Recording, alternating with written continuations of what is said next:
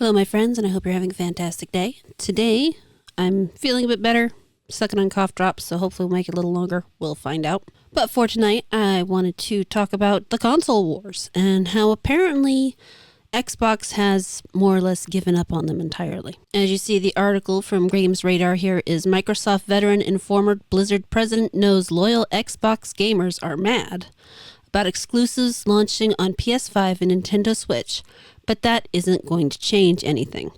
He also goes on to say, embrace and move on.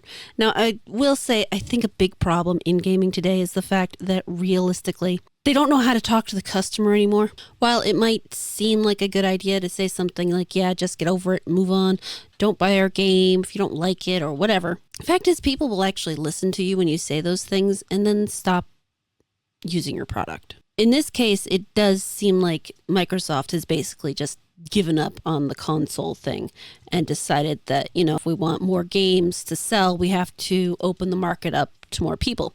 I don't disagree with that. If it's something I want to play enough, then I will go out and I'll buy the game and I'll buy the console and then I'll have the console because hopefully there should be other games coming out on it. I own a PlayStation 5, an Xbox Series X, and a Switch. I have all three. The only thing I don't have is a Steam Deck, and I would like to get one just because that means I can sit other places and play video games instead of having to be at my office chair. But that's an eventual thing. For now, I have a wedding and everything to plan, so that's always fun. But since I already have these things, if it was exclusive, okay, cool, no skin off my butt. But since they're not, it really doesn't matter. I do overall prefer playing games on PC. And realistically, once we got a PC, I always did. I enjoyed playing games on the PC more than I really enjoyed them on the consoles. It's not to say I didn't ever enjoy a console game. Obviously, there are a number of console games I enjoyed playing. The Shadow Hearts games were one of them.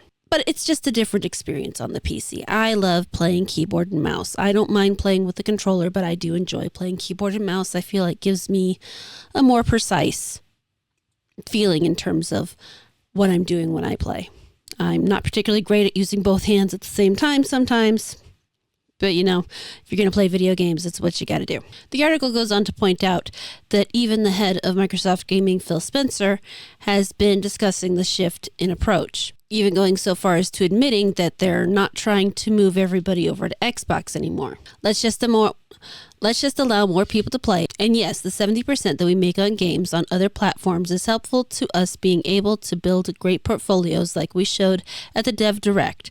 And I hope this will continue to show through the rest of the year, he says. And at that point, it depends really what you're trying to sell. Once upon a time, they used to sell consoles so that they could sell games.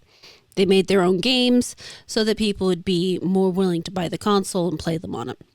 They also did it because back in the day, it was a lot harder to make games for multiple platforms.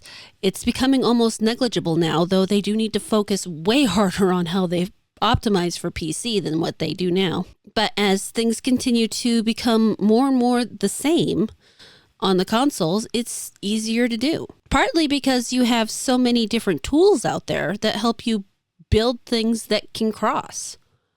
To some degree, anyway. But that doesn't mean that there isn't something to be said about games that are built specifically for one platform. I do think that overall, if a game developer really wanted to make a fantastic game, what they need to do is instead of building for all three platforms, they pick one and they get the game as close to absolutely perfect as they can on it. And then later, they go back and port to the others, which is the way it used to be. When they did ports, they used to spend all that time making it perfect on the one thing and then maybe move it to others. Now that everything's downloadable, it really kind of kills some of the desire to stick to one.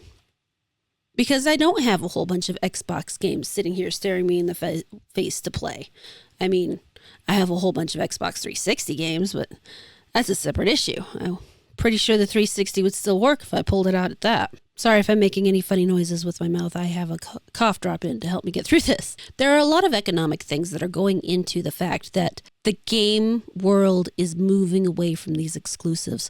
For one, Xbox and Sony both see that appealing to a wider audience means the games will sell.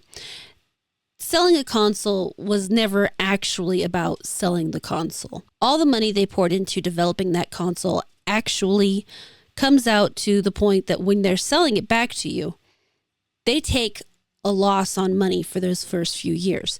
The games that they put out on that console is what's supposed to make up for it. So that's why they had to have exclusives, because in order to make sure they made the money back on the console, they had to sell the games. But there are so many factors that go into it. But Ybarra's quote here really kind of says a lot to me, that they're moving out of the console production system. It says, "I love that their games are on PC and PS5, he says. I get loyal Xbox gamers are mad, but that isn't going to change anything. Embrace and move on. Play on what you enjoy. If you're a console-only person, that probably means PS or Nintendo in the future. But you'll still have Xbox games there." Ybarra goes on to say that PlayStation and Nintendo should work with Xbox to put together some kind of friends transfer system. Eventually, that should be done to help people stay connected with their friends, he adds. "We could never see a universal gaming social platform, but I do wish we could." And I think he's right there. There is never going to be a universal game social platform, nor should there be. And we shouldn't. I'm not sure we should all be gathered together in one area at any point in time.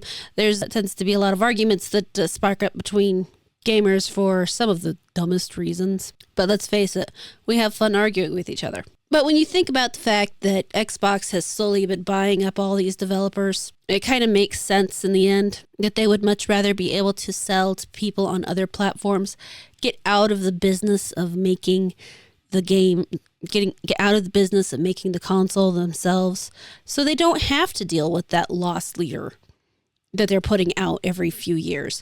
And especially as the competition gets more and more difficult, they still have PC, considering they're part of Microsoft. So technically they're not giving up entirely.